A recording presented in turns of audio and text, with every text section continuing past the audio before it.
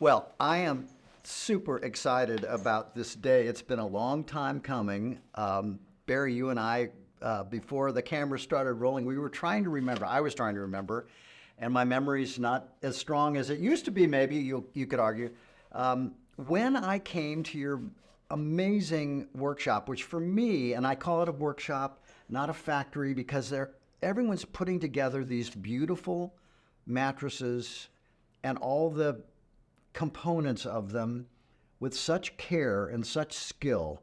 It looks like what it is, which is each of these mattresses really is made by hand, lots of hands. And I left that day, and I think we're looking at 5+ years ago, thinking, I've got to work with this guy. I mean, we've been in the same space, environmental health, for a long time. When you told me the story of how you didn't want your grandchild to sleep on a mattress once you took a look at what the mattresses were made of, and your unique background that allowed you to have maybe a little finer detailed eye than most grandparents would about a mattress. From that very beginning, I just thought, well, you know, this is a new frontier for EWG. It's healthy sleep. And we hadn't stepped into that area very much. And you were the perfect person to step in with. Your story is amazing. Can you tell your story a little bit about you said, one of your quotes was, and I'll never forget this, I'd rather have my grandchild sleep on straw than sleep in one of these beds. I'll never forget that. So tell me a little bit about that story. I'll tell you the story, but first I have to say something as more of an introductory point. Sure. You're the one who said, I've got to work with this guy, referring to me. Well, guess what? It goes both ways. Same thing, I know. We know each other for many years. Yeah. And time again, I keep saying Ken Cook is my guy. I mean, we just need to get to the point one day where we're on the same team, so to speak. Of course. To speak. Yeah. And it's good that we're finally there, and we're going to do whatever we can to help you and to help EWG and change the whole system. Yeah, and we can right. we can get to that. We do have to change the whole system. Yeah, no question. There's a lot of change that's needed, and but I love that.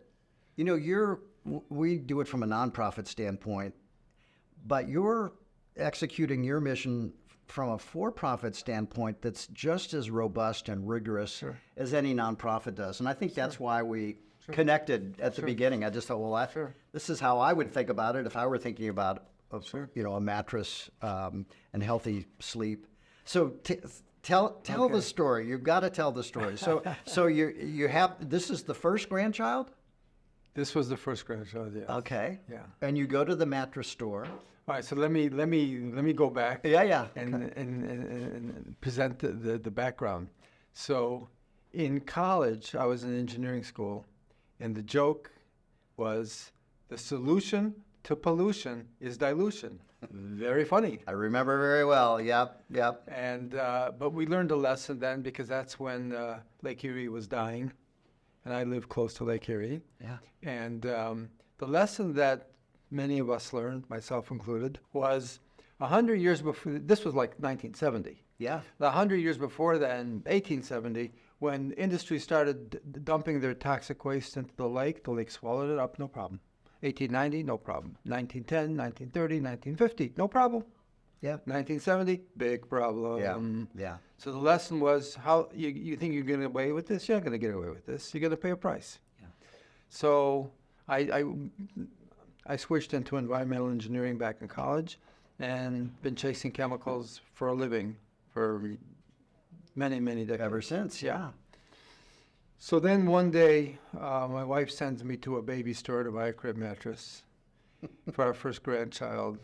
And to make the long story short, there's vinyl, phthalates, PFAS, flame retardants, polyurethane foam, formaldehyde, pesticides, GMOs, glues. Blah. So you're going to put this perfect exactly that you love beyond anything else. Yeah. You're going to put it on this Waste site. Yeah. So I'm talking to the salesperson, and salesperson says, "Oh, come on, cut it out.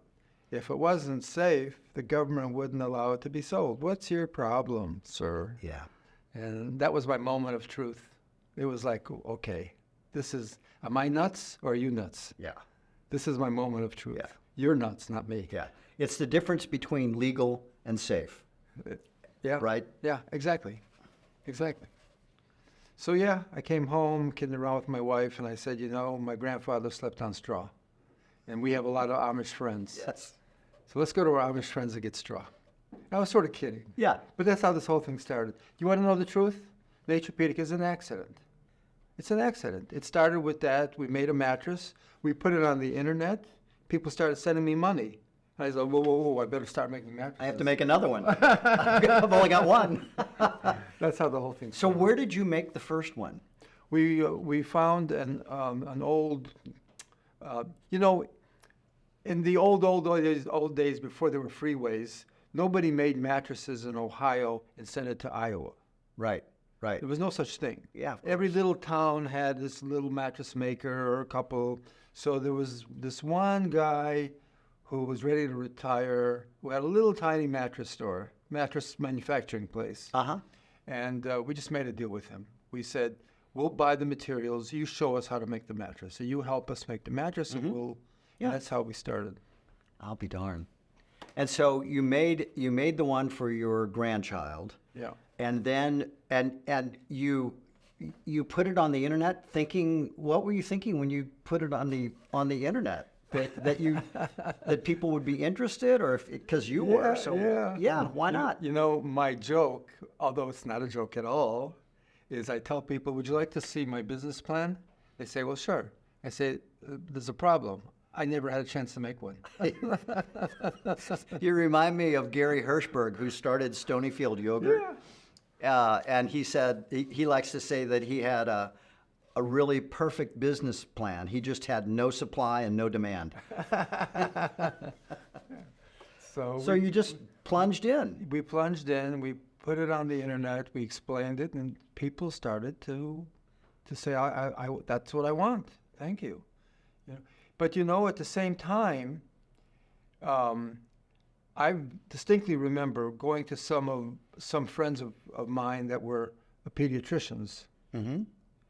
And I said, you know what, you guys, babies are sleeping on all these toxic chemicals. What's going on? And a couple of them, you know what they said to me? They said, Barry, you used to be a very intelligent professional guy. What the hell happened to you? You're an idiot. I said, no, I'm not an idiot. I'm telling you the truth. Yeah. It's poison. It's gassing off and they're sleeping in it. And back then, the pediatricians had no clue. Yeah. Today, everything is changing. Yeah, but, for sure. It's funny that you started, and you say it by accident. When we started rating personal care products, the site is now Skin Deep, and we also have a program that you're now part of where we verify products for their health and safety. When we first started Skin Deep, this smart scientist on my staff, you probably remember Jane Houlihan. She started Skin Deep. She said, let's look at the chemicals in personal care products. And I'm thinking, is that what environmental groups do? I thought we looked at smokestacks and polluted rivers and all the rest, toxic pesticides. But she showed me a study from the Centers for Disease Control where they found phthalates in personal care products, and they found it actually in women of childbearing age. And then they speculated it maybe came from personal care products. So we built a database just to show people what some of the products were. And just like you experienced, suddenly people they weren't buying from us, but they were shopping from a database that we built to change policy, to go to Capitol Hill and say, look at all these chemicals in these personal care products, and they're not really regulated rigorously. And really the industry regulates itself, which is, we'll get to that, but there's a lot of that in the world of mattresses, of course. And the web traffic started going up because people wanted someplace they could go with with a source they trusted, and they, for whatever reason, they came to trust us.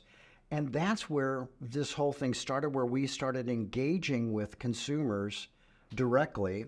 Couldn't have happened without the internet. We couldn't have sent around a catalog and worked in that fashion. But it's amazing how there's a hunger people have, an innate understanding that there's probably something not quite right, that maybe the government's not taking the close, careful look that we want to believe it is, that things that come on the market, they meet the legal standards. But that is very different. Someone like you with a science and engineering background, you can see that there's a big difference between what's legal and what's safe. And the safe part, that's the new frontier.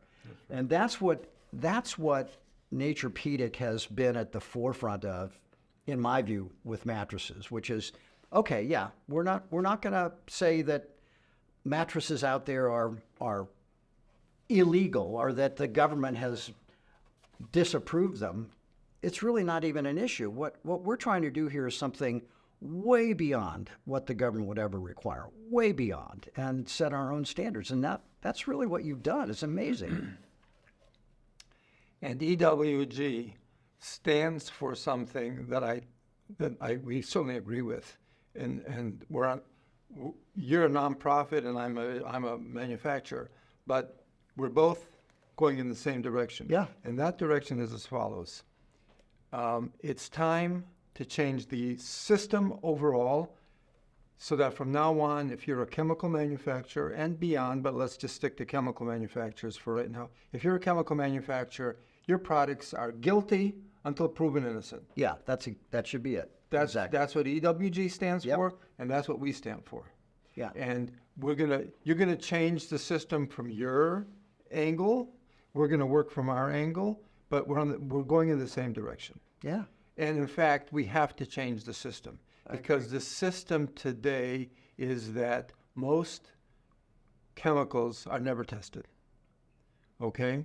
There are approximately 85,000 chemicals that are approved, and out of the 85,000, 95% have never been tested for anything in a significant way.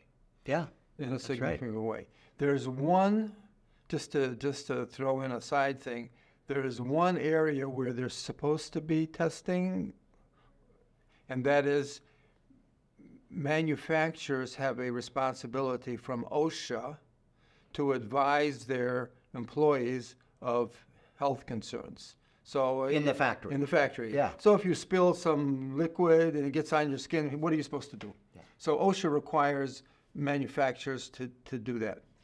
That's the only place where manufacturers are required to explain to their factory employees the issues. But even there, it doesn't work. You know why it doesn't work? Because there's one loophole in the OSHA requirement.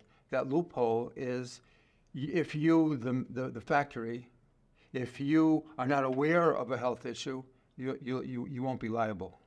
So guess what? They don't want to test. Yeah. That's right. It's a disincentive. It's a disincentive to learn. It's a disincentive. That's exactly right. Yeah, and that's why when you look at an SDS sheet, half the time doesn't tell you anything. Yeah. Because they don't want to know. Yeah, that's right. Well, if you lift up rocks and look underneath, you're likely to find something. So just don't lift up the rock, right? Exactly. And it's certainly the case across a lot of consumer products. But until you came along, at least, and opened my eyes to the importance of mattresses in your life as an potential exposure source, as a place where you spend a lot of time, if you're lucky, and restful time, restorative time. And there's a whole set of questions around that I think also are central to environmental health. And we define the environment like you do. It's not just wilderness areas or polar bears or even smokestacks. And it's not that sort of classical sense of what the environment. We think of the environment as everyday life. What things are you exposed to Not when you go to Yellowstone or go down to Cancer Alley in Louisiana, sort of the extremes. What's it like? And you mostly are exposed to toxic chemicals in your home, not when you step outside. That's where most of the exposures happen. There's exposure sources all over your home, the furnishings in it, what you clean your countertops with, what you put on your body, what's in your rugs and your wall finishes and all the rest. And so that everyday environmentalism, to me, has been ignored for too long. And I think once people begin to focus on that and realize, well, it's the right thing environmentally to think about the mattress I'm going to buy, that's when you can connect to people where they are, which is what we want to do. We want everyone to have that moment of curiosity to start making connections like you made. Of course, you were armed with an environmental engineering background, but to make those connections, that's really what environmentalism is all about. And you're doing it now in a whole area of sleep and mattresses. Yeah. One of the ways I explain all this to people in a simple way is I say, you want to have a nice dining room set? That's fine. You even want a chandelier over your dining room? That's great. You want a good sound system? Sure, no problem. But from the moment you walk through the door into your house to the moment you left, where did you spend most of your time? Yeah, exactly. And you're not even paying attention to that. How about all the mold in there? How about all the toxic chemicals? How about all the contaminants? You're not even thinking. No, that's right. That's right. I mean, I think you've been an evangelist for getting people to think about that. Yeah. That when you are sleeping, you should sleep in an environment that is as safe and healthy as possible. And there hasn't been enough attention by the government or hardly anyone else to that issue. Right. I think until Naturepedic came along. At least that's how I think of it. And when I came to your workshop, your beautiful facility, and saw everyone putting these products together with craftsmanship. It's craftsmanship is what it is. It's not these things aren't coming off of a conveyor belt with a bunch of machines behind them. It's human beings who are in your facility and making these wonderful products. It really blew me away. Well, I spent a whole day there. I could have spent many more. It was fascinating. Right, and the bottom line is that the government doesn't require any testing. I don't even have to say any testing. The government doesn't require anything. Yeah. You can put whatever you want in you know what a law tag is? The do not remove. Yes. I saw one. I always think I'm going to be arrested if I remove one. There's a couple points there. I saw one recently, and it said, I don't remember the exact words, but basically it said that mattress was filled with unknown garbage. It actually said that, in whatever the legal terminology was. Right. But the bottom line is there are no laws. Okay, and it goes back to what we just said moments ago. You're guilty until proven innocent. Yeah. The fact of the matter is there are no laws. There are no regulations as to what you can put into a mattress, what materials, what chemicals, what anything. Yeah. And you basically don't have to tell the public. You have to say some basic thing like it's polyurethane foam. The very basic things. That's all you have to say. Yeah. Yeah. So not enough. I mean, that's why I think it's so important to, tell people that it's one thing to be good enough for government, and it's another thing to be good enough for you and your family. And to meet that level, you need to have a set of criteria. You need to have a conscience.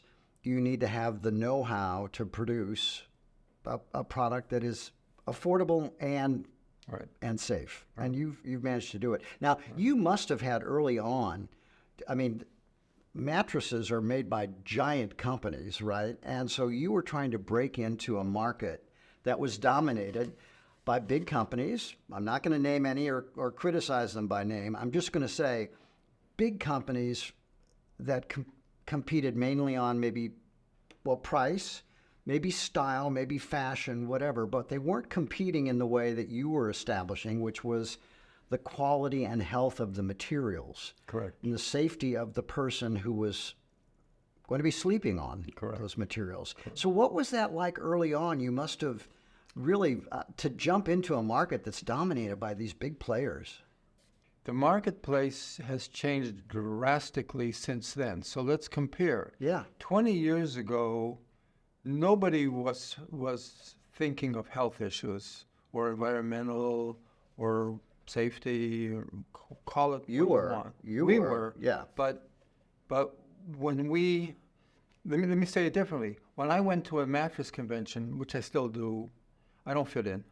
I'm sure you don't. Yeah. I don't fit in. Yeah. It's just not, it's a different culture. Let me give you an example.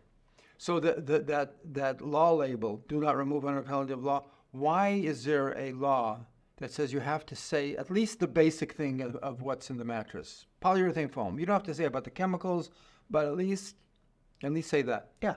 Why were those laws created? You know why? I don't know. Because 100 years ago, when the mattress manufacturers were making mattresses, they said, well, wait a second, nobody's opening up the mattress. Why don't we just stuff it with garbage? Yeah. No one's going to know the difference. And they did. They were stuffing all the mattresses with garbage, and people found out, and there was an uproar. And so the states created at least that little basic law that says, tell us something little basic bit, yeah. about what you're putting in. You know, you don't have to tell us about the chemicals, but tell us something. Yeah. Yeah. Yeah. So the point is that the mattress industry is not you and me. Where it's a different Yeah. culture. Yeah. That's one thing to understand. The other thing to understand is that 20 years ago, nobody cared. And it all changed when we reached out to the public, and it changed little by little by little. You know, I just to be cute, when we first started selling the first mattresses, we researched some of the people and saying, who wants our mattresses? We bought it. That's so cool. There are people are actually buying our mattresses. Who are they? Yeah. You know. Yeah. It just started so small. So. Yeah. But then the movement keeps growing, and we're going to change. It's going to grow to the point where people like you and me, we're going to change the whole system. Yeah.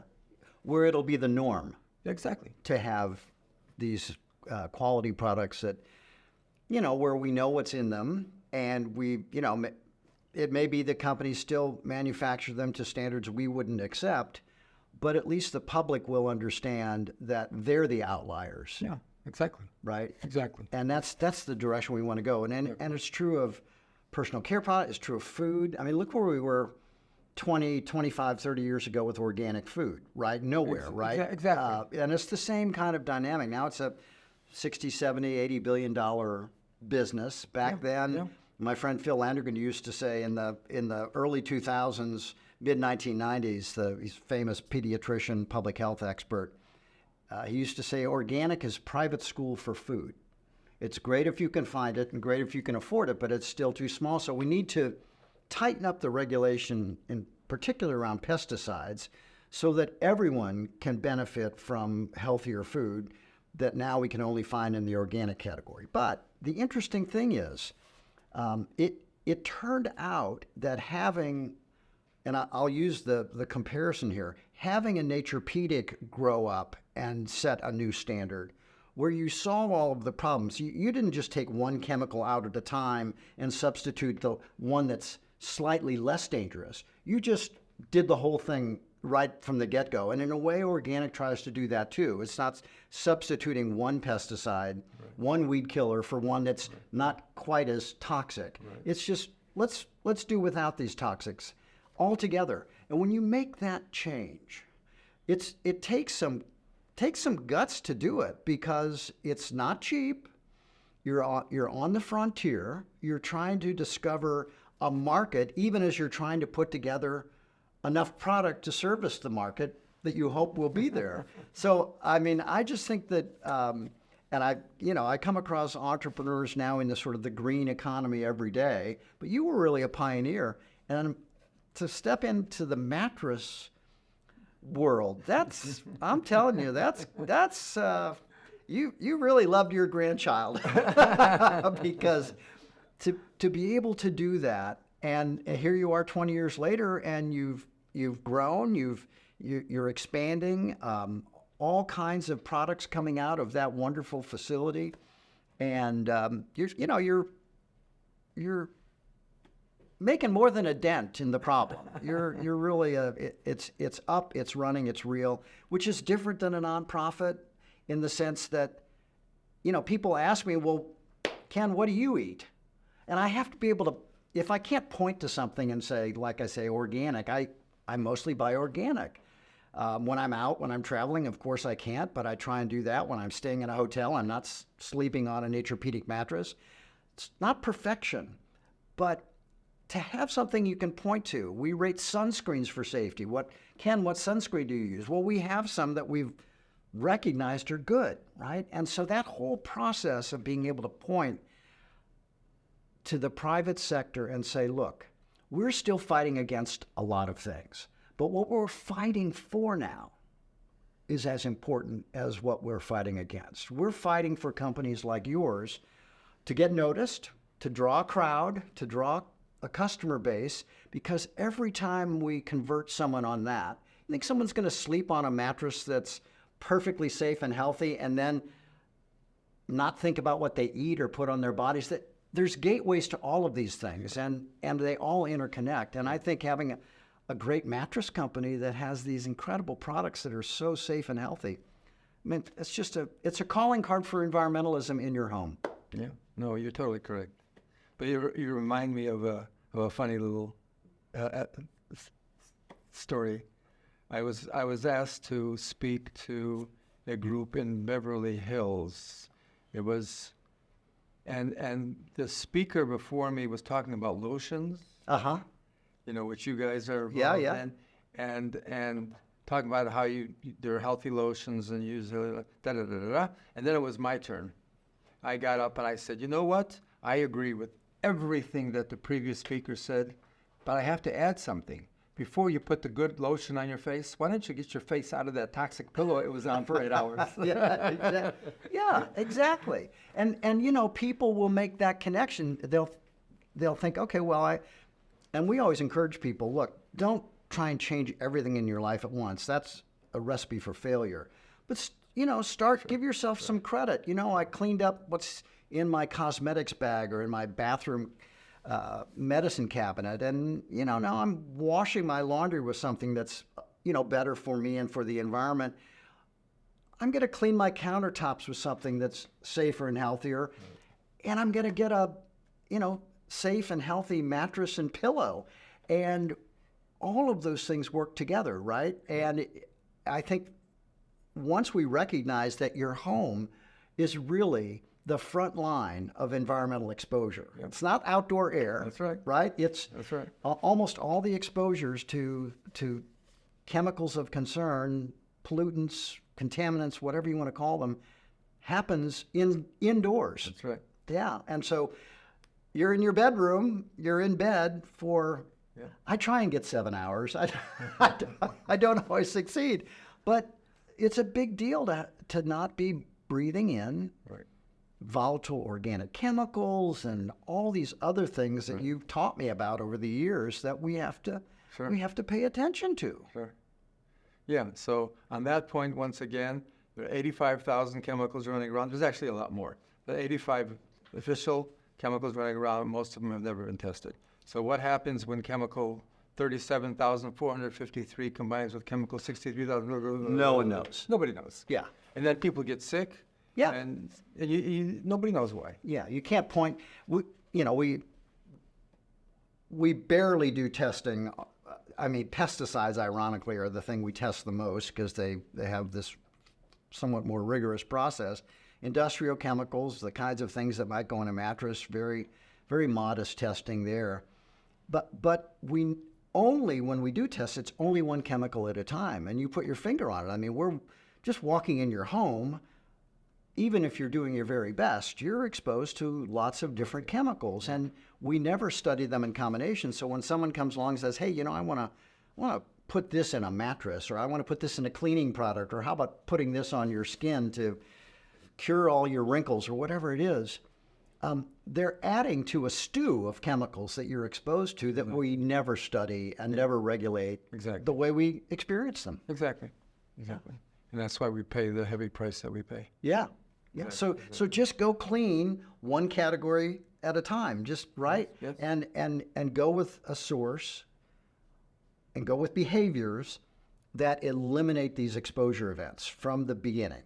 Nothing there to off gas, nothing there to contaminate your skin, whatever realm you're in. Eat healthier. All of those things add up, and we're creating an environmental health economy, really, as we category by category, and then company by company. Yep.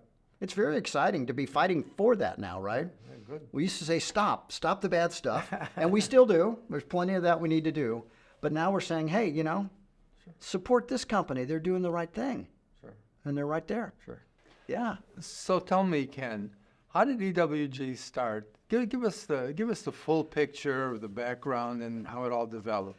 Well, it was carefully planned, and every turn in the future was predicted and well understood according to. No, it was all happening in a tumble, and it started when I went to Washington, and I realized the value of policy work because I worked at a place called the Library of Congress. And I was thrown into, they hired me because I had a scientific background in soil science. But what ended up being the main topic was the economics of making a living farming. This was during the 80s when there was a farm crisis. Prices were down, farmers were stressed. It was a very difficult time in agriculture. So I was at the Library of Congress writing reports for Congress on how to deal with that problem. And I had Barry Carr was my mentor. He was an agricultural economist. And as I watched him explain to members of Congress and people from the Department of Agriculture and the White House, as I watched him explain policy options, things we could do to try and solve these very difficult problems. How are we going to make farmers whole? How are we going to support them without producing too much grain? All of these complexities. I really became fascinated with the process of how information could shape and improve, ideally, policy decisions. And so I did that for a couple of years. Then I started as a freelance journalist, working, writing articles mostly about agriculture. I wrote about organic farming. I wrote about pesticides, and over time, kind of developed an expertise at the intersection of agriculture and the environment. Mm-hmm. Now, fast forward many years, what that really taught me was that you had to make your best case. You had to try and bring people together, and if you could find a way to compromise. No one got exactly what they wanted, but the environment got better because we had more money for conservation programs, and it wasn't all going to subsidies. Pesticides got a little safer because we regulated the worst of them and moved to the next generation that wasn't quite as bad. But watching all of that, I then had an opportunity to start my own organization. I had some supporters who said, why don't you strike out on your own? And so we did. And the first thing I noticed was that a lot of great work was being done, but never saw the light of day because people didn't shape it with a journalistic mindset. Like, this is news. This is something you should know. And here's a set of facts that will draw you in. And then we'll talk about policy issues. But first, I want to tell you, there's pesticides in baby food. There's weed killer in your tap water. There's air contaminants that can lead to sudden infant death syndrome. and then say, okay, now the policy context is we need to have some rules and regulations to deal with that. The beginnings of EWG were when we combined what I had learned from being a freelance journalist with my science background. Then I hired a bunch of super smart people, much smarter than I was about all of the science, and we started this blend where we would say, look, we want to tell an important story about water contamination, but in order to do that, we have to do two things. We have to have actual news. We have to tell people something they don't know. And then we have to do it in a credible way, because getting one story is not enough. You have to establish that credibility so the reporters and ultimately the audience comes back for more because they trust you. They know that you've looked at both sides. They know you've made some decisions. Yes, we shouldn't be eating pesticides. We stand on that ground.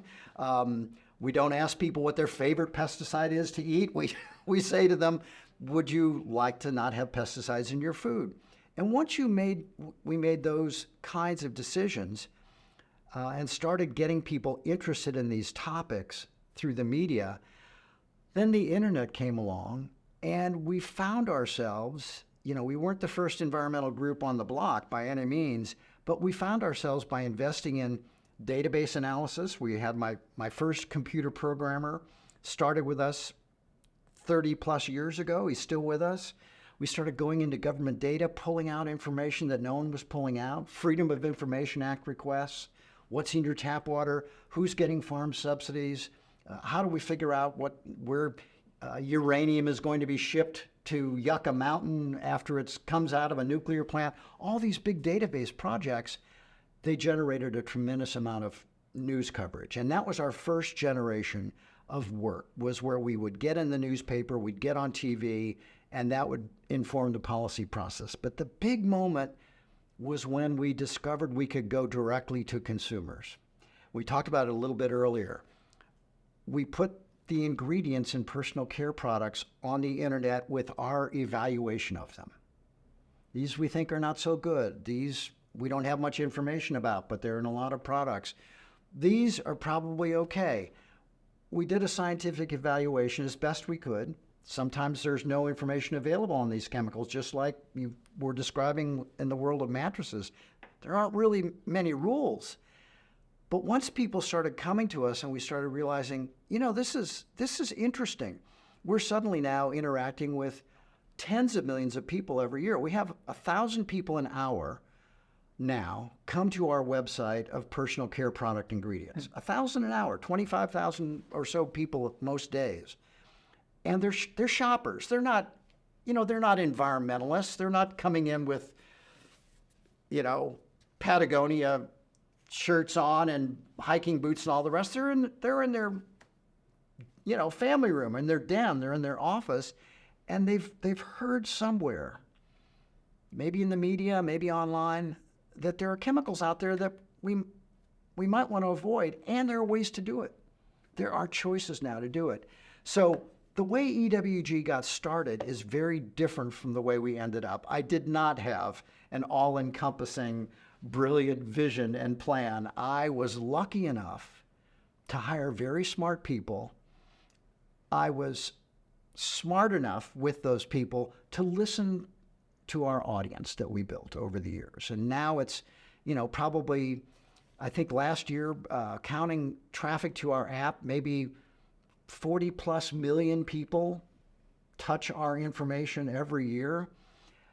And it's making a difference, right? They're teaching themselves one category at a time, one product at a time, and we're not asking them to change their entire lives. We're not lecturing them. We're giving them choices. We're not saying with a wagging finger, that's what environmentalists do. You should do this, you should do that. We don't do that. We basically say, we think these are important concerns. We're going to tell you what we know about them. If we don't know, we're going to tell you that too. And we're going to join you in a search for options, which brings me back around to Naturepedic, because really a key part of what we tried to do in recent years is we decided that while we had a lot of battles to fight with the private sector, chemical companies, pesticide companies, consumer product companies who didn't see the world the way we did, there was also this growing segment in every category of leaders and visionaries who were doing it differently. And at first, we kind of couldn't distinguish between the two camps. But over time, I mean, this is why I came to see you years ago. After, I was introduced to you and we started talking, and I came to your plant, to your workshop. We started discovering people who were doing in the private sector the kinds of things that we thought, well, that's what we would do if we were a company. We'd get rid of all that toxic stuff. We'd make something that was completely safe, and we'd do it from the ground up so that people didn't have to worry if it was what we call whack-a-mole, right? This week it's this chemical. Next week it's that one. We want to give people an idea of here's how you can just avoid all of them. And that means deep change. That means building better products from the get-go, like you do. It's not perfect. Organic's not perfect as a food standard, but it's so much better than conventional. And so what we discovered was there were leaders out there in personal care, in food, obviously in cleaning products increasingly, and now in mattresses. You've been a leader for years, but we didn't know how to work with companies before. We were worried about it. We wanted to be independent of the private sector. And I think we finally realized, look, Washington has kind of stopped working. No one, I think, has missed that. It doesn't matter where you are on the continuum. It's not really working. And so if you thought you were going to go to Capitol Hill and suggest changes, and a law was going to pass with those changes in it, and then regulations were going to be adopted, companies were going to comply, and consumers were going to benefit, it worked like that for many years. Clean Air Act, Clean Water Act, Safe Drinking Water Act. In the early era, when I first started lobbying Washington, it worked. But then it stopped working. Things got gummed up. The immune system of the regulated industries kicked in, right? And so it got harder and harder. So what do? Well, you suddenly notice that there are companies who decided, we don't care what the rules are, how weak they are. Here's what we're doing. And they would come and talk to us about it, first in personal care and food. Say, look, you don't have to worry about this toxic pesticide because we don't allow it. You don't have to worry about this particular set of ingredients or the concentrations that are of concern because we don't use it. And we'll show you why. So we started a certification program out of that where we set our standards. We would have conversations with people in the industry to basically ask, do you think this is, can anyone do this? We don't want to have such a pure standard no one can meet it. But when we took a standard from where the government was to where we wanted to go, it was light years better. And that's where our conversations started. I mean, I learned about mattresses from you, and I sent colleagues to come to your plant too because I wanted them to see firsthand the care with which you were thinking through the product and the care with which you were making them. And when you do that, you realize, hey, we can't win this challenge. We can't prevail if we don't work with the private sector, with people in the private sector who see the world the way we do. You just can't ever imagine a regulatory system that's going to produce Naturepedic. It'll never happen. You're so much better than anything we could conjure up through a regulatory process, even if we could get one going. Pass a law, pass regulations for mattresses? Come on. We can't do that these days. Step by step, we outlaw certain things in mattresses in California. Sometimes we make missteps in that way, but these are small things compared to what you've done because you have organically, in the original sense of the word, from the bottom up, from the very beginnings, you've come up with a product line that solves the problems before they appear, right? And so learning that about the private sector was a big deal for us. It was easy to criticize a CEO, easy to say someone did something wrong. We found it harder to compliment them for doing something right. But over time, we met enough people in all of these different fields. I mean, you meet a Gary Hirschberg at Stonyfield, or you meet the folks at Organic Valley, or you meet the folks at any of these great personal care product companies, Juice Beauty, and on. And you realize, they're living it. They're risking capital. They're taking risks in the marketplace. They're taking on the big powers, the big power players in every sector. They're taking them on. I admire that. I grew to really admire that when I saw the risks that people were taking. You take a lot of risks to produce the products you produce and make your way in the market and say, look, this is better. It's just better. It took us a while at EWG to really grasp that if we could find partners in the private sector who felt the way we felt and who were going the extra mile to make sure things were safe, way beyond what the government currently or ever would require, that's the direction we wanted to go. And that's how you clean up the economy. That's how you have an environmental health economy built, company by company, taking those tough calls. You made an interesting point. You made a bunch of interesting points, but one is about how the government will never really solve the problem. So just to talk about that for a minute or two, there are some states that have created regulations that banned certain chemicals. Guess what? None of them banned anything. Yeah. What they did was they said, oh, you can have 1,000 parts per million. Oh, that's a different thing. Yeah. Okay? And then you can have 1,000 parts per million of this chemical, but you can also have 1,000 parts per million of that, and also 1,000 parts, and you can make a stew. What do you call it?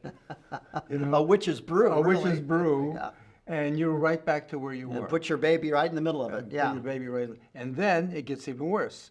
If you read those regulations, it says 1,000 parts per million per layer, per component. Yeah. So if you have 5 components, you can have this witch's brew 5 different times. So they're playing games. Yeah. They're just, everybody's playing games. Yeah. It's all over the place.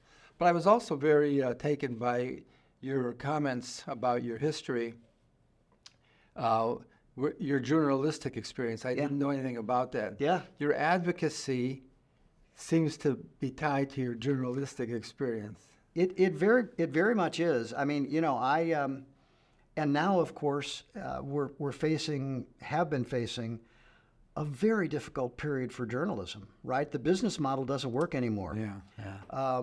These media outlets that, in the 90s that EWG was able to place stories, we passed the smell test of grumpy environmental editors and producers, and they would give us the attention that we hoped we would gain by our original research. A lot of that's gone now. Thousands of reporters lose their jobs every week. So what remains? Well, what remains to me is a commitment to the same journalistic standards that we lived by in the very beginning of the organization. We want to have factual content. If there's something we don't know or something that's controversial, we try and point that out to people that we don't know the answer here, or there are one or two sides to this question. We disagree with pesticide companies. We disagree with DuPont over PFAS chemicals. We disagree with companies about the health and safety of flame retardants. Fill in the blank. And then we have scientists that dig in and make the best case for why these chemicals are problematic and why we should move away from them. That commitment to the truth and to sharing it in a way that's gets the public engaged, not in a gimmicky way, but just legitimately says, hey, you should know that when you're in your bedroom and you're stretched out on a mattress, that they're not all created equal. You should know that there are substances that you should be aware of that are of concern. And the other thing you might want to know is it doesn't have to be that way. We can do it differently. Just because we've done it that way because it's cheap and it's fast and it's, abundant and all the rest because of, the artificial chemistry that's underneath the whole economy. Yeah, you can churn that stuff out, but it doesn't have to be that way. You can get rid of the exposures. You can have a healthy night's sleep, but you shouldn't have to be spending time thinking about your mattress or that there's pesticide in your baby's food or any of these basic questions. So from a journalism standpoint, it's both giving people news, having it credible, stand the test of debate in the public square. We're happy to debate with any of the folks that we take on in our work. And then finally, this is an important part. I think give people solutions, give them a sense of what they can do about it. And if you do that, I think you generate a whole new population of environmentalists who are engaged in their everyday life. Their environmental moment isn't their trip every 3 years to a wilderness area. Their environmental moment is when they wake up in the morning. Their environmental moment's what they eat, what they wash their clothes in, how they clean their kitchen, what they sleep on. It's the environment of everyday life that we're most concerned with at EWG because we want to be in people's lives. We want to tell them, look, there are reasons to be concerned about these exposures.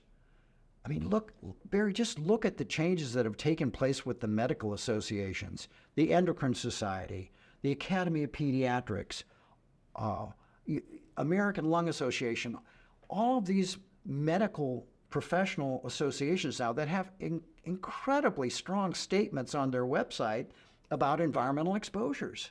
That wasn't there 20 years ago, right? And now even they're saying, your doctor is saying, you know what? This is real. This is something that we have to be concerned about for nervous system problems, hormonal problems, allergenic responses, all of them. And so what's exciting now is I think it's finding its way into people's everyday life. It's not, environmentalism isn't something that's separate. The environment's not out there.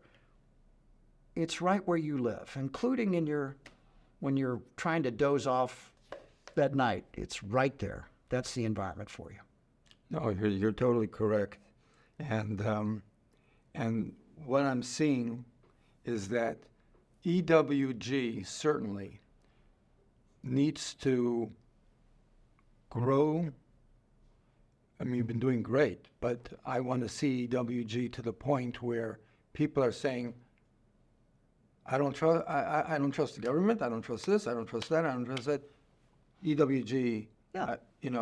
And we need to double and triple and whatever. We need to grow that in the biggest way. Yeah. To me, that's if it's virtuous scaling, I think that's a good thing. Yeah. I'd love to see companies like Patagonia, like Naturepedic, Organic Valley, Stonyfield, these companies that are doing the right thing. When they grow, they're taking away market share mostly from companies that aren't doing it as well, right?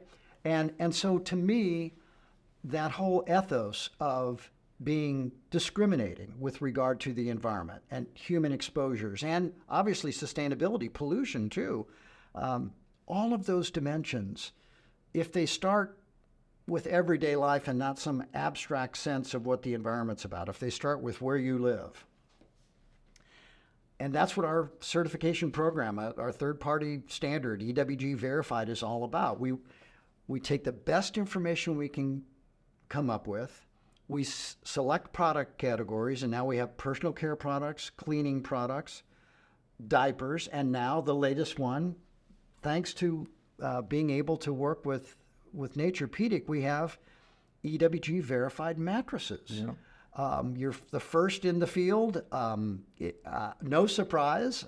I think I would have been shocked if anyone could have met the standard as quickly and as fully as you have. But that's what we're trying to do. And the whole point of it really is to make healthy living accessible, to make it just like everyday life. We would love it if we didn't have to have our websites up and list all the products and all the problems with them. We would move on to something else. But until people have access to better choices and the market draws you in, I hope our Verified program draws a lot of people to Naturepedic, because that's what people should be sleeping on, mattresses of that caliber. And to me now, I think we're on the frontier of expanding the kind of work we do, working with companies fully transparently. I mean, our standards are in detail on our website, right? And that's a big part of what we promise people, that if we've got something wrong, if we miss something, if we didn't get that standard just right, you can read it and let us know.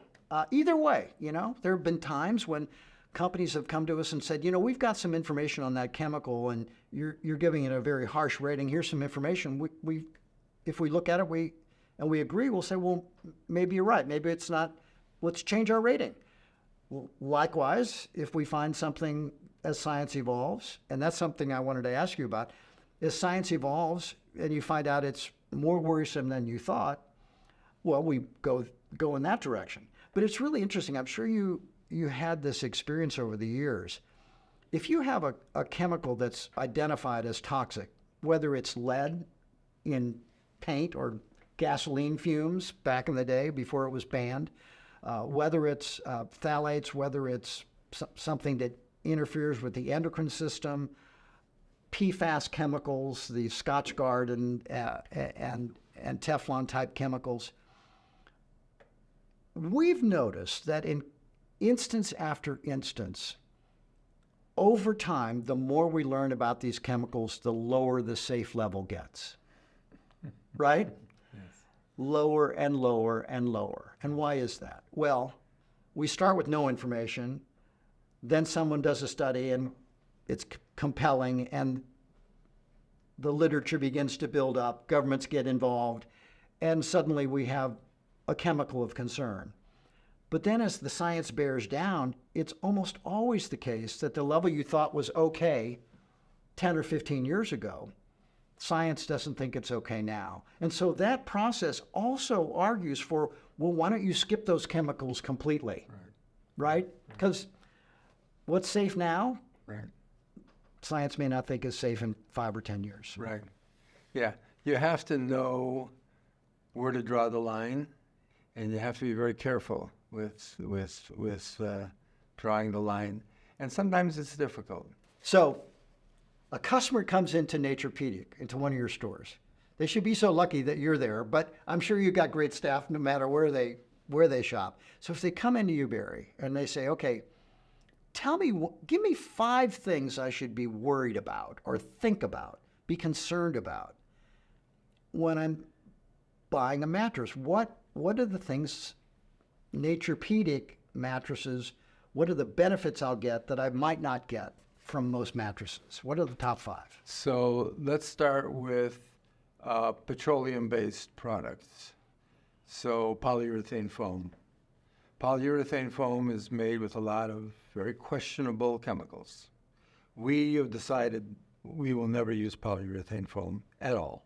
We're not going to sit there and play games, okay?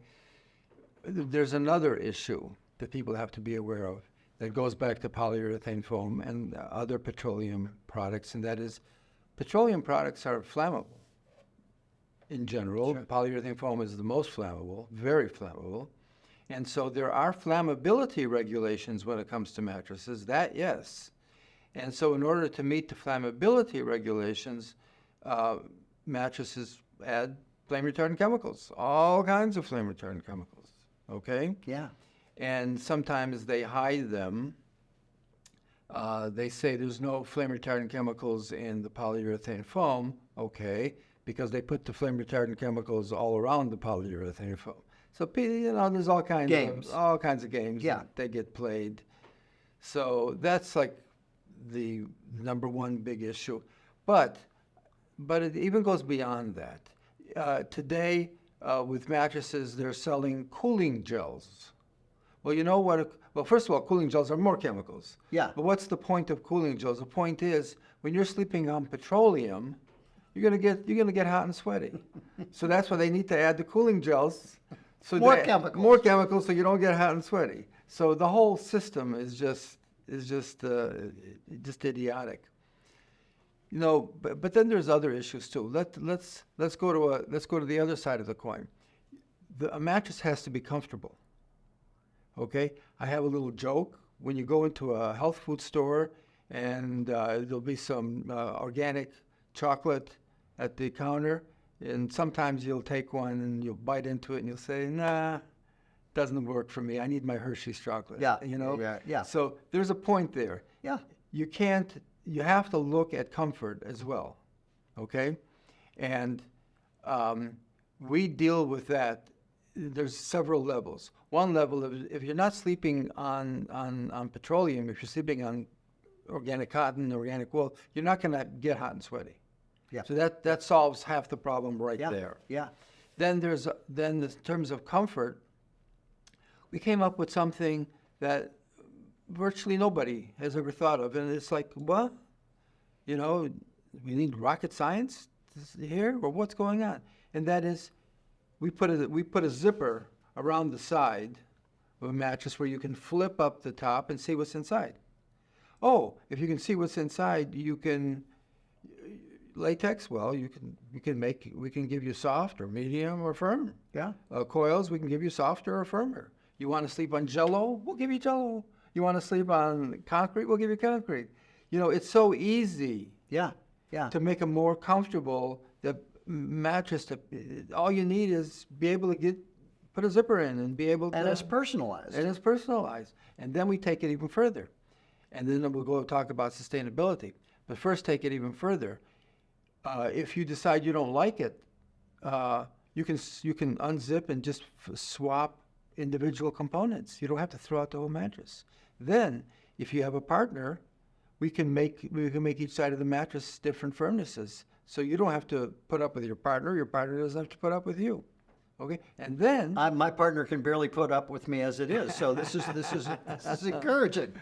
And then it gets even better, because if you can move things around and add components when you need to, or swap components, then when you decide 6, 7, 8, 9, 10 years down the road, I don't like this anymore, you don't have to throw out the mattress.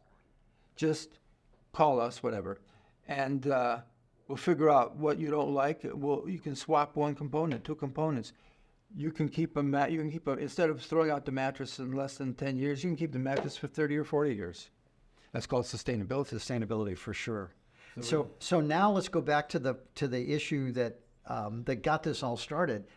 What are the concerns that a parent should have if they're putting a baby or a young child onto a mattress? Are there things that really should stand out? Sure.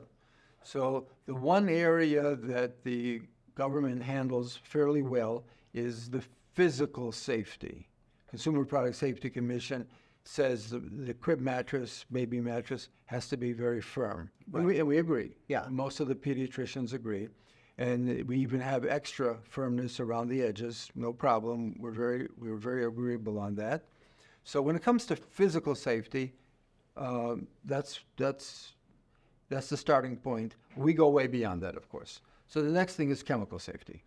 Okay? Yeah. So once again, we're not going to use polyurethane foam. We're not going to use vinyl. We're not going to use phthalates. We're not going to use PFAS. We're not going to use formaldehyde. We're not going to use glues. We're not going to use pesticides. We're not going to use GMOs, whatever. All of which could be in a mattress perfectly legally, right? And a lot more. And more, yeah. And they're in mattresses all the time. Yeah. So we're not going to use any of that stuff. We'll use organic cotton, basically.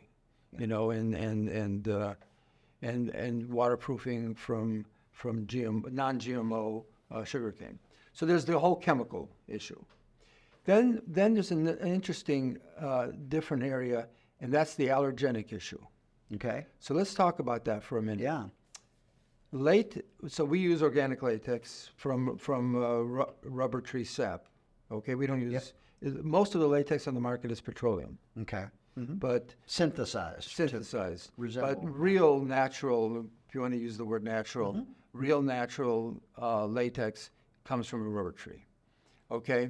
There's only one, and that's fine. That's great. There's only one problem. 6% of the population is allergic to latex. So how do we deal with that? Yeah. Okay? So here's how we deal with it. If you're an adult and you know you're allergic to latex, you don't want to buy anything with latex in it. And we make virtually all our mattresses with or without latex. Yeah. Okay? And that's a proper way to go. Yeah. Okay? But for our baby mattresses and our kids' mattresses, 0. Yeah. No matter what. Because you don't know if the kid's allergic. The kid can't tell you. They Yeah. can't tell you.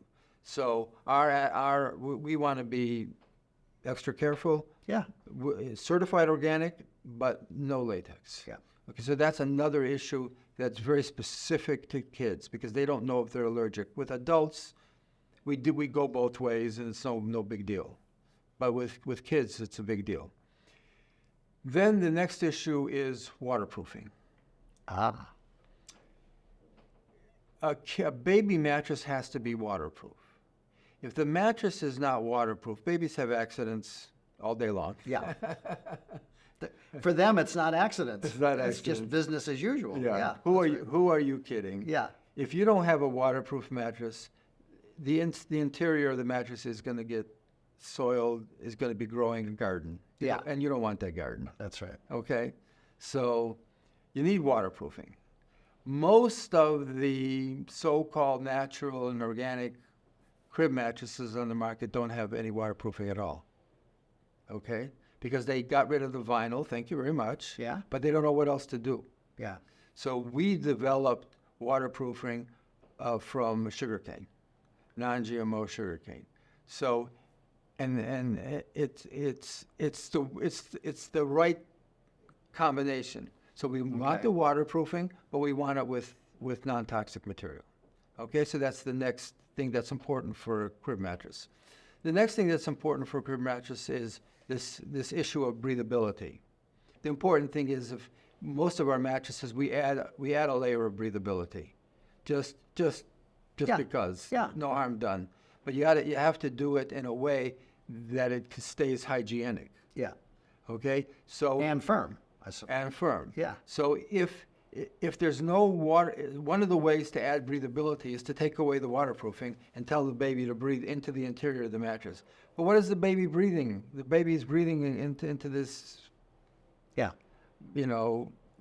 garden of I don't know what. All right. So what we do is we add an extra layer of air between the baby and the mattress. That can be taken off, thrown in the washing machine, when it gets dirty. Yeah. Yeah. So we maintain hygiene. So there's all these issues. There's the physical, there's the chemical, there's the allergenic, there's the waterproofing, there's the extra breathability that parents want. So we've dealt with every one of those things and dealt with every one of those things using non-toxic and intelligent thinking. Yeah. You know, So those are the things parents should be aware of when Absolutely. they're looking for something as absolutely. seems as simple as a mattress, but not all mattresses are equal, as we've come to learn from you. So summarize this distinctive set of characteristics that Naturepedic mattresses have. If you could just list them out, what would they be? Well, on our baby mattresses, we're actually the only mattress anywhere, U.S. or anywhere else as far as we know, that's certified organic, waterproof with non-toxic and breathable, and vegan. I mean, there's nobody else that matches that. For our adult mattresses, we are certified organic, and we also have that sustainability where you can keep the mattress for 40 years. Yeah. Yeah. And you can adjust your comfort, and you and your partner can have two different comfort. There's nobody who's doing that. Yeah. Yeah. So sometimes I ask myself, I'm not a rocket scientist. This is not that difficult. Why didn't anybody else figure this out? Well, it takes some thinking, and it's not it's not as easy as thinking about it. They probably thought about it, but maybe it's too expensive to do it that way. Maybe it's not good for selling more mattresses. All kinds of other things. Sustainability cuts can cut into that. So there are all these claims in the marketplace out there. It's organic this, it's organic that, it's non-toxic this, it's non-toxic that. It's made from sustainable, driftwood, or I don't know, just all kinds of stuff out there. It kind of gets my environmentalist spidey sense going of, this feels a little bit like greenwashing, and probably is some greenwashing, but how has that changed over the years, and what are some of the claims that are out there now that people should take a close look at? 50 years ago, when somebody used the word natural, it usually meant something valid. Today, the word means nothing. Okay? I'll sell you some natural plastic if you're going to buy it. Sustainability. What does that word really mean? Most of the time when people use that word, it means very little. It means very, very little. I learned a lesson when we first started Naturepedic. We created the first website. And I said, you know what? I want the FTC, the Federal Trade Commission, to critique my website. I actually did that. And my friends or the others, whatever it was, said, Barry, don't be an idiot. You don't want to get on the FTC. We're going to be on their radar. I don't want to be on their radar. I mean, you're just asking for trouble. Come on, stop it. Don't be such a,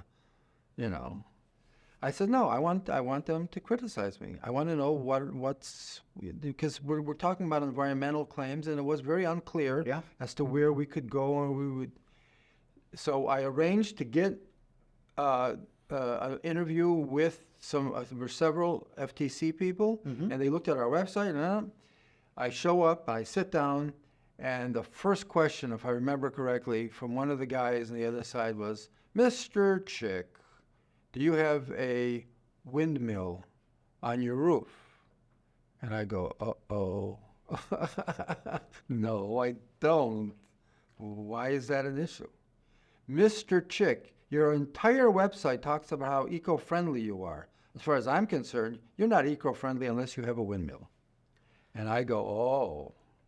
He taught me a lesson that I never forgot. And at the end, they were very nice with me. But the lesson was, don't just go making claims. Yeah. You have to explain. You have to have concrete data, and you have to explain what you mean.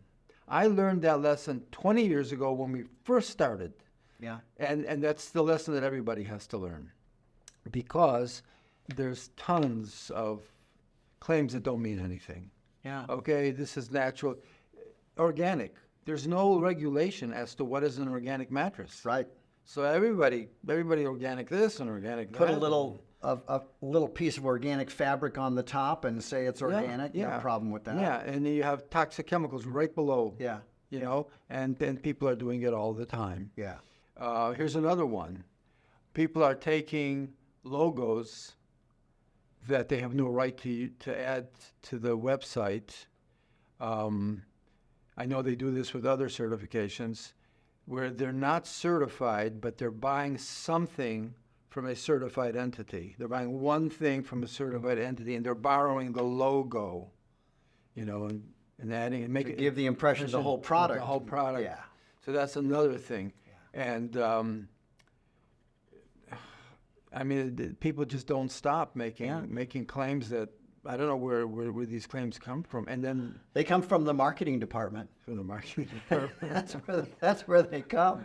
It makes me think, when we thought about the standard that we have in place for EWG verified mattresses, and you're the first, Naturepedic is the first EWG verified line of mattresses now. What is it, 20-something, I think, 26 or 7? Yeah. It's all our mattresses. Yeah. All of them. It's amazing. But, when you develop a standard,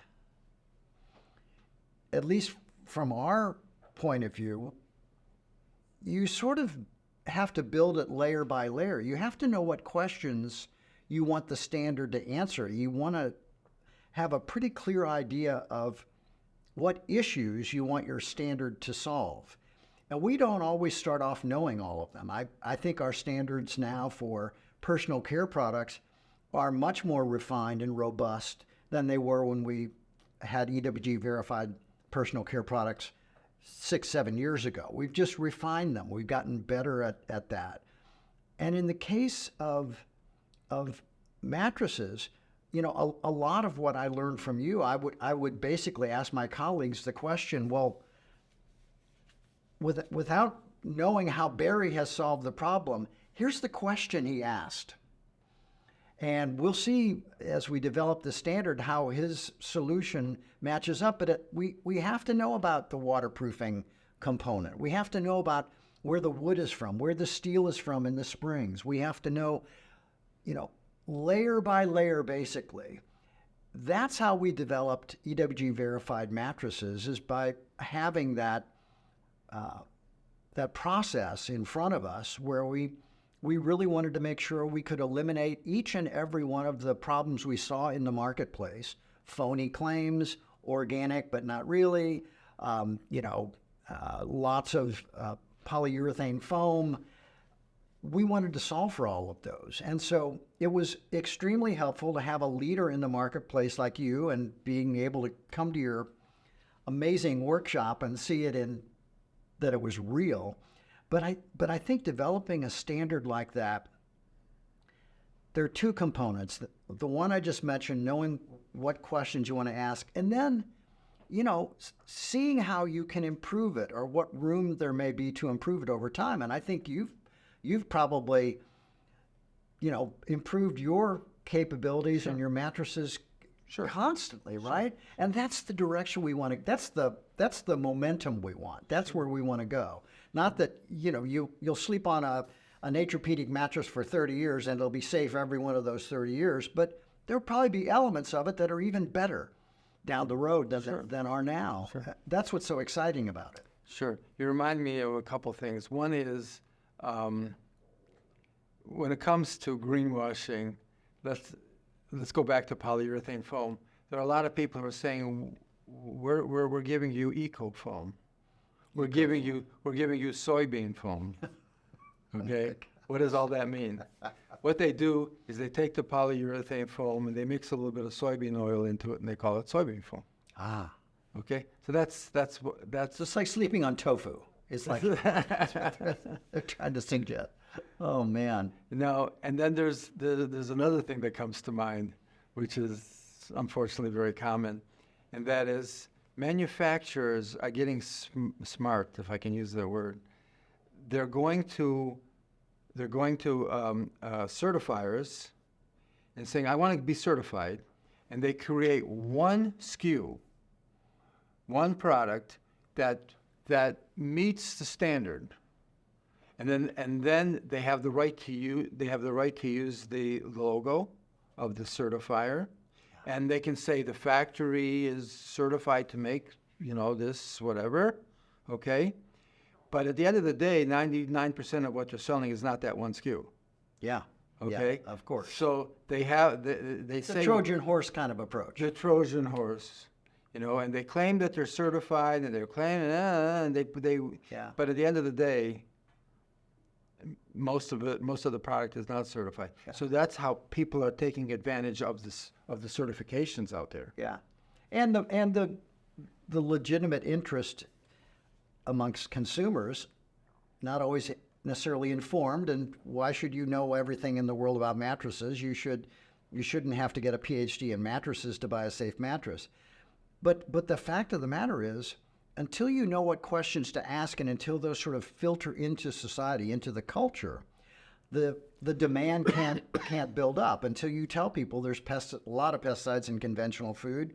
There's lots of food additives that are artificial and colorants, and none of those are in organic until you can get people to recognize that difference. And that's what we've tried to do with this mattress standard.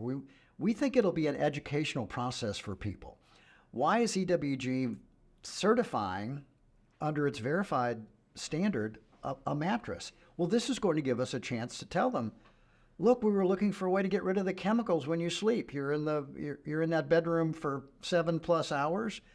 We don't want chemicals. We want you to have be breathing when your face is on that mattress the purest air we can manage from the mattress. We want to make sure that you're not touching fabric that's got pesticides that have been embedded in it or sprayed in it. We want to make sure that, if you're concerned about sustainability, about the future of the planet, you've got a mattress that you can adjust and keep for 30 years. It starts off coming from materials that are sustainably developed and produced and utilized at your plant. That was the checklist we wanted to go through. It's not just chemicals, it's more than that. And the hope is that this will get people thinking. I hope it'll get them thinking about the mattress they're sleeping on. I hope it'll also kind of encourage them, and I could do better at this myself, to take care of your sleep. When we look at the big picture, 50,000 mattresses get discarded, thrown out every single day into landfills. 50,000 in this country. And that amounts to 20 million in a year. So we're not talking about a small problem. Right. We're talking about a huge problem. And so, with the work that you're doing and the work that we're doing, our aim is to just change the whole system. And as far as the sustainability side of it, I mean, there's many sides to this, but the sustainability side, if people can just update what's in their mattress when needed, instead of throwing out the mattress, they can keep it for 20, 30, 40 years. It'll help solve that problem drastically. That's huge. Yeah. Yeah. So there's the chemical issues, there's sustainability issues, comfort issues. Yeah. And it's a big project, and we're both gonna work on it in our own ways, and we're gonna solve the problem. Yeah, absolutely. Well, you and I have been thought partners and colleagues for decades now. I've always been a fan of the way you think and the way you put your thinking into practice. You really you put your money and your heart, where your mouth is, and then some. And so I'm just hoping that through this new partnership that's formal, because you're the first EWG verified line of mattresses, all your mattresses meet the EWG verification standard. I hope we're really going to introduce just millions and millions of people to the whole notion of what we're calling healthy sleep, and it starts with a healthy mattress. Healthy habits of sleep, taking sleep seriously to recharge yourself. And I just hope that over the next few years, this opens up a whole new conversation with people to think about these issues in an important part of their life. Think about the chemicals that they're avoiding. Think about the sustainability that they're advancing. And we hope they'll select a Naturepedic mattress that meets all of those tests better than any other mattress in the world.